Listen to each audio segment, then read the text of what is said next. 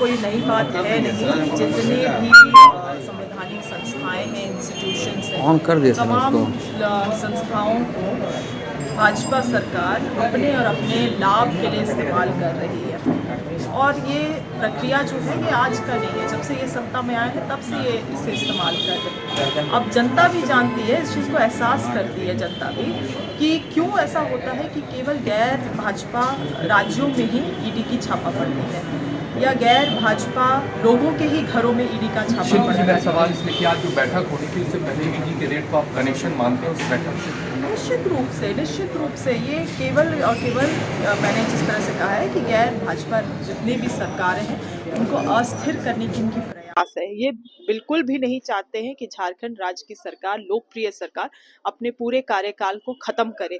इसी तरह से लगातार कि डे 1 से इन्होंने इस सरकार को परेशान किया है और अब जैसे कि हम लोग ने 4 साल खत्म किया है और 5वें साल की ओर बढ़ रहे हैं और क्योंकि बहुत अहम है कि ये सरकार अपने कार्यकाल को खत्म करे, बहुत सारी योजनाएं जो हैं कल्याणकारी योजनाएं वो पाइपलाइंस में है और इसीलिए जनता के हित में जरूरी है कि सरकार अपने 5 साल को अंजाम दे।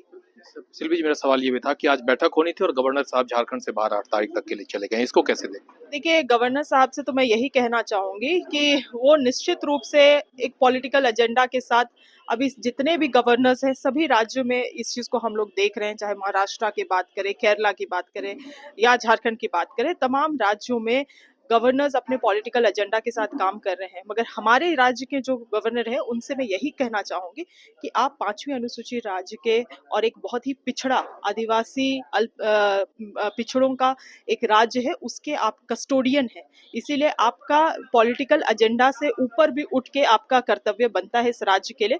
मगर उन तमाम चीज़ों को अनदेखा करते हुए आप केवल आलाकमान की बातों पे चल रहे हैं, तो ये कहाँ तक उचित है इस राज्य के लिए और आपके पद के लिए, ये भी गंभीर बात है। आज का रेड आज की बैठक पे कोई असर डालेगा?